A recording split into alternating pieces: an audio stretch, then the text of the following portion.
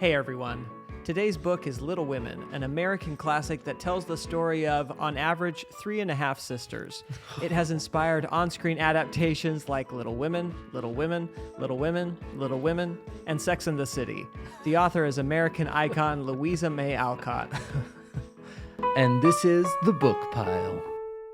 I'm Kellen Erskine. I'm a comic and a father of one little woman and two little men, which sounds like a 90s Nickelodeon sitcom. And I'm David Vance. I was annoyed when I found out Louisa May Alcott had to write under a male name to be taken seriously. Then I remembered I didn't watch or read Little Women till 2019 because it was about girls. So maybe I'm the issue here. As always, please feel free to leave us a glowing review. An imaginary color says, the book pile finally did an episode on a Brandon Sanderson book. Now I have no excuse not to write a review, I said, and then didn't write a review for over a month. I've been listening to this podcast for at least 2 years now, and it's never failed to delight. It's funny, it's informative, and it's even clean, so you can listen headphone-free without fear of your family's judgment. Unless your family doesn't think lots of JFK jokes are funny.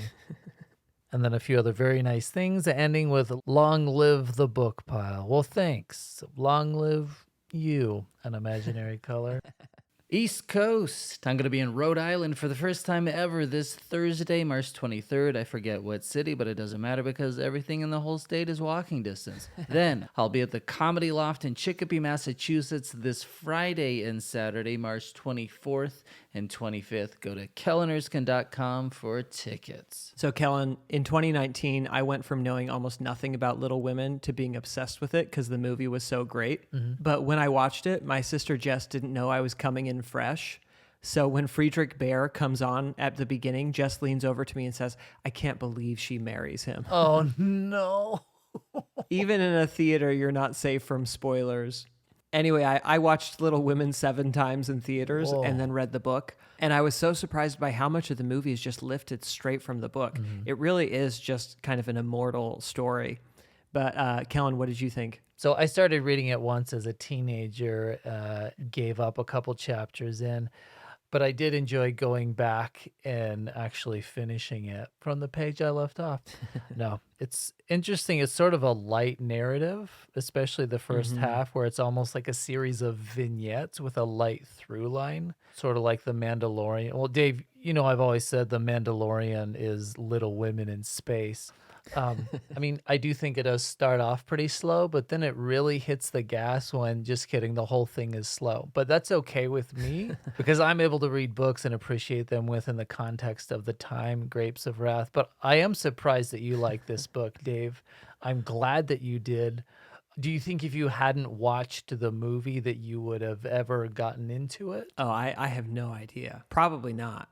It's like when you're in love with someone and so you also think their art is incredible. You can never separate the two things. I feel like you want me to like Grapes of Wrath and I want you to like Ron Weasley, and we are locked in an eternal struggle. It's like an ancient myth. For me, it's not that I want you to like Grapes of Wrath. It's just that I don't want you to hate something that is so well crafted.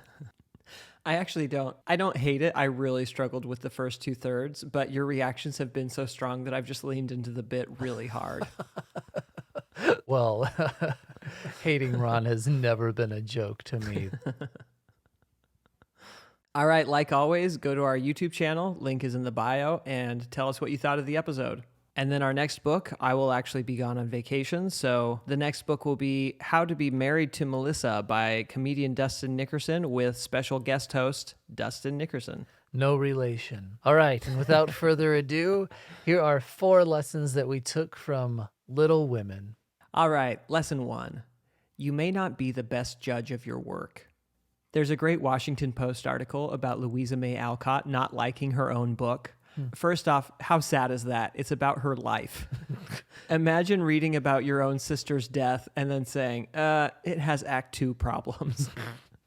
As Louisa was writing, she said, I plod away, though I don't enjoy this sort of thing. Never liked girls. Kellen, have you ever bought a bird watching book and in the intro the author says, I hate birds? She says, never liked girls or knew many except my sisters, but our queer plays and experiences may prove interesting, though I doubt it. Later, she gave part of the book to the publisher and then journaled, he thought it dull, so do I. Oh, man. Kellen, hearing this, don't you think maybe your old book that you're embarrassed of is a masterpiece? I should dust that thing off. Later, even when the book succeeded, she still didn't love the fans. It says, when adoring fans would knock on the door of her home, she would pretend to be a servant and usher them away. Like, what kind of Bugs Bunny tactic? She for sure put on, like, the bonnet and the lipstick. Anyway, we've talked before about, Stephen King threw away Carrie till his wife fished it out of the trash, or how Beethoven never knew which of his songs would actually succeed. So my takeaway is, even if you think your stuff is bad, show it to people because they may love it. All right, lesson 2. It's weird that red flags don't see themselves. At one point, when Lori is stamping away from Joe because she rejected his marriage proposal, she says, where are you going? And he says, to the devil. And at that point, I'm like, really, Lori? Would you date you? That is a great line if you're ever rejected, though. This will really make her feel guilty. Wait, no, don't go to the devil. It's crazy. His whole argument during this proposal, at one point he basically says, well, you have to marry me. Everyone will be disappointed. My grandpa's been looking forward to this. What does he think? Oh, okay, you got me now. You're right. You want that to be your proposal story later when people ask? I got down on one knee. She said no. I guilted her with my dying grandfather. He forgot to bring up that he's an orphan. So I do love Joe's mature foresight, which is just a tad more developed than Romeo's. During this exchange, she says, quick temper and strong wills would probably make us miserable. And then Lori says, no. If we got married, I would be a perfect saint, for you could make me anything you like. Which is such a horrible thing to say, whether you mean it or not. Right. Equally bad things. Joe stands her ground. She says, no, I can't. I've already tried and failed. And then she says, we're quarreling now, don't you see? Which is another good point. Right. And then towards the end, she says, look, I can't stand the elegance that you come from, and you'll be unhappy with my scribbling. I know she means writing, but what if she doesn't and it's just he comes home from the office and the walls are covered in crayon? So speaking of Dustin Nickerson's book, which I just listened to, I thought he has some great advice for when considering marriage. He says, don't add up their best qualities, add up their worst ones, and then ask yourself, do you still want to spend the rest of your life with this person? I just think it's such great advice. It's like, don't even make a pros and cons list, just make the cons list. And decide. And doesn't it seem like when people do that, they're just making the pros list because they're just trying to outweigh the bad stuff as if it's some sort of moral scale?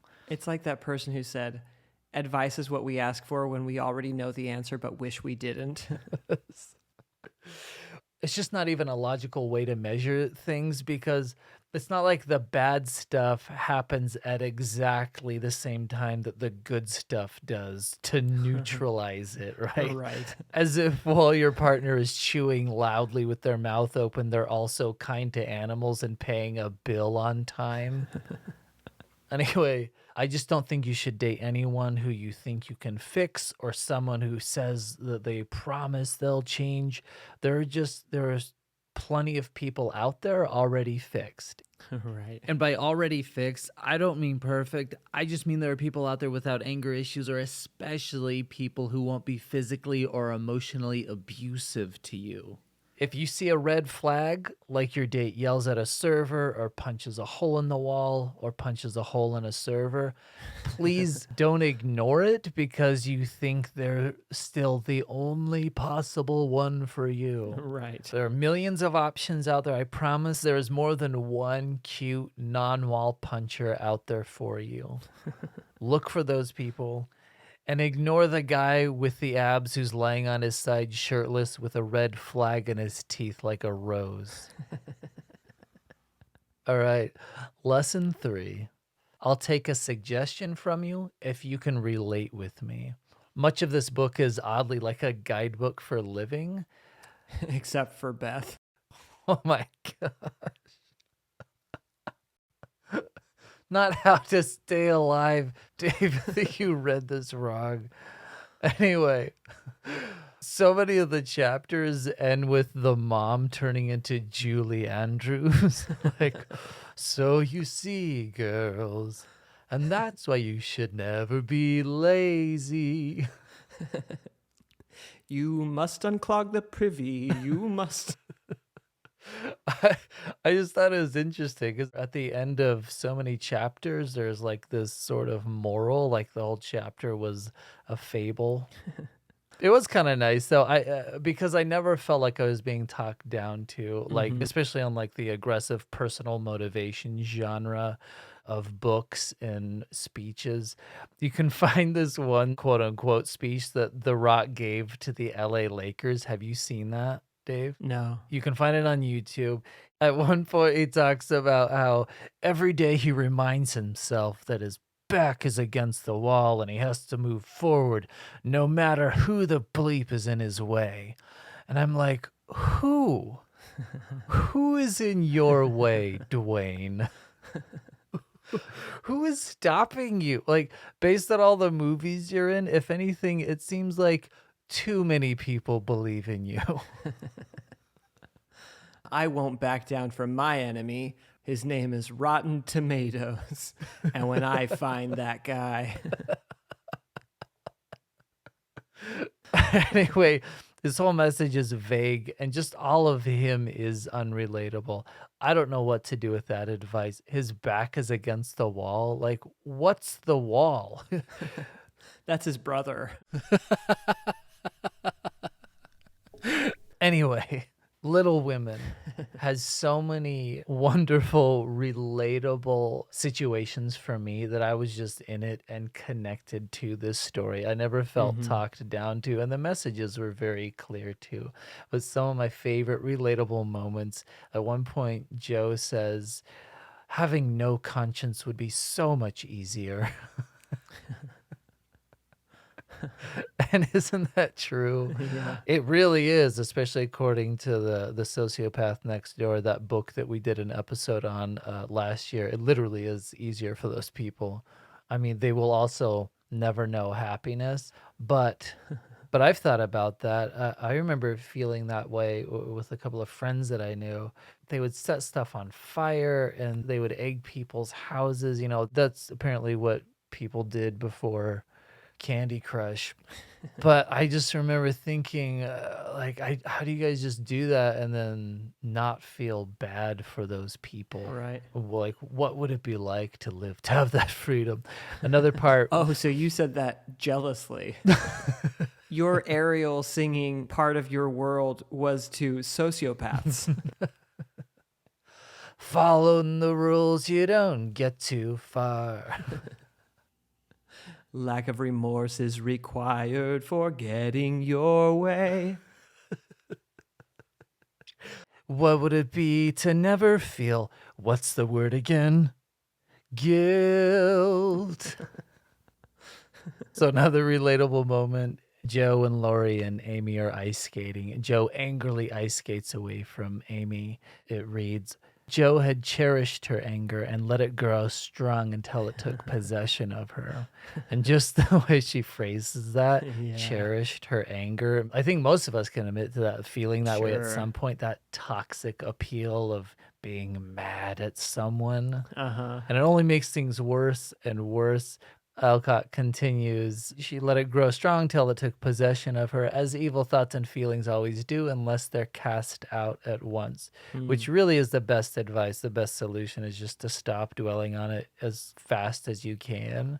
So there's a lot of, again, just great advice in this. Let go of expectations, be kind to the less fortunate. And in the last paragraphs of the book, there's this wonderful line, which is really kind of a summation of the whole book, where she writes, beauty, youth, good fortune, even love itself cannot keep care and pain, loss and sorrow from the most blessed, for into each life some rain must fall. Oh, man. And I imagine at that point, The Rock is like, yeah, when the rain gets in my way, I punch it in the face. Get out of here, rain. Don't you know my back's against the wall? I will say, even with her morals written well, even she got tired of them. Apparently, when she went back to writing her novels that were more like thrillers, she wrote in her journal, enjoyed doing it, have tired of providing moral pap for the young. All right, lesson 4. It's not the death, it's the grief. Kellen, tell me if you've ever had this happen. You're in an emotional situation. Maybe someone passed away, maybe it's a wedding, and you're keeping it together until you see someone else is crying, and then you are just screwed. I've noticed it's the worst if it's someone who never cries. That's like the nuclear cry button. There must be something in our mirror neurons where, it's like seeing someone else yawn. I bring this up because when I look at what I think of as the best death scenes in books or movies or TV, I realize I'm not usually responding to the death. I'm usually responding to someone's grief about the death. Like, for instance, the saddest moment in Hamilton is It's Quiet Uptown, which isn't the death song, it's the grief song. So here's a passage about Jo after Beth dies. Often she started up at night, thinking Beth called her, and when the sight of the little empty bed made her cry with the bitter cry of unsubmissive sorrow, "Oh, Beth, come back, come back." Her mother came to comfort her with tears that were mute reminders of a greater grief than Jo's. It's such a devastating moment, and it's more devastating because Louisa May Alcott went through that herself when her sister Lizzie died.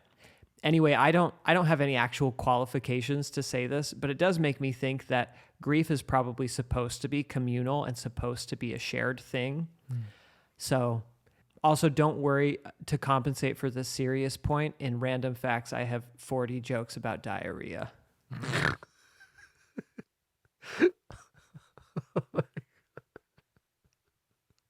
All right, Random Facts. When I bought the book Little Women, it said, you may also like, and the very first recommendation was The Metamorphosis by Kafka. What? That poor, stupid algorithm just trying its best. If you like seeing little women turn into adults, you will love seeing man turn into giant, horrible bug. As I mentioned before, this book is slow, but I didn't mind that asterisk, except for the last chapter when it talks a lot about the grandkids in this story, and I just don't care about them. A general rule that I give to new writers is that the last 10 pages of a book kind of late to introduce new characters.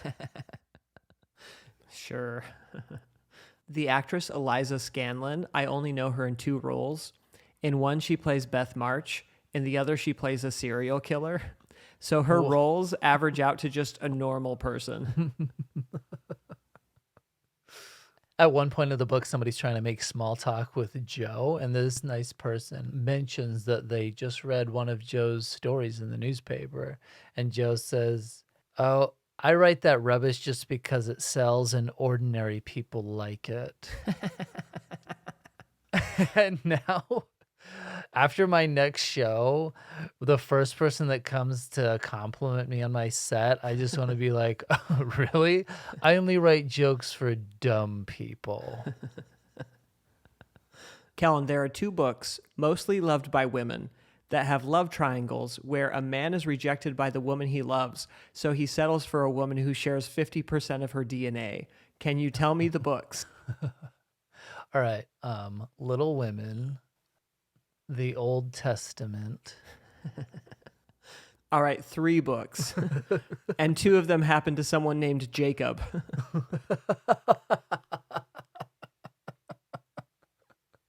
I loved this line from the Little Women movie script. Joe says, I can't get over my disappointment in being a girl. And then the description says, Lori doesn't look disappointed that she's a girl at all.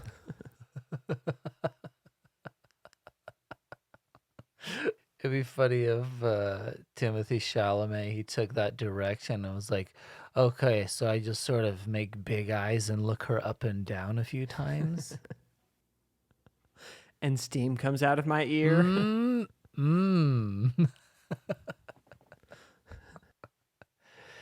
At one point, Joe is at Lori's house and she's looking at a painting on the wall of his grandpa, not knowing that the man himself has just stepped into the room.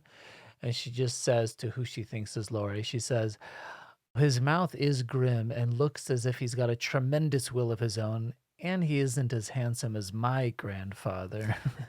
I think this might be the first, he's standing right behind me, isn't he? Moment in history. Sitcom writers across 150 years all spat out their coffee. As a kid, I would get confused when I heard people talk about this book because I have an uncle and aunt named Joe and Lori, but the genders are swapped. There's this beautiful moment that's not in the movies where after losing Beth, Joe finds herself doing a little more chores around the house. It's just something she never did before, but Beth did. And it's just a way that Joe feels closer to her sister. And I think a neat little bend of a character arc as well. Yeah.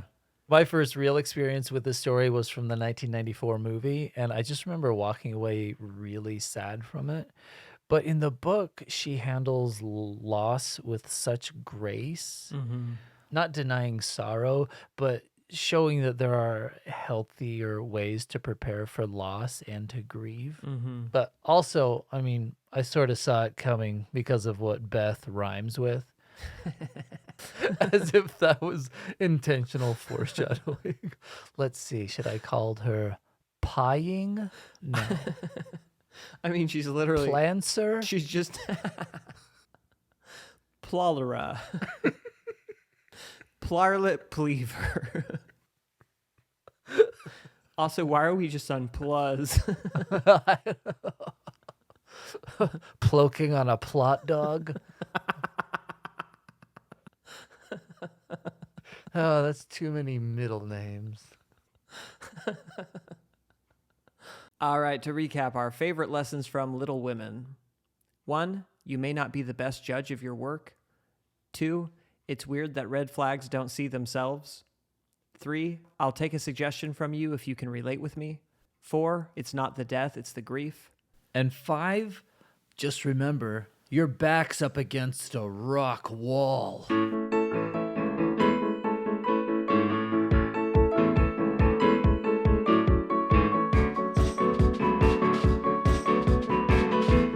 Every time a girl's about to dump me, I always promise her I'll be taller.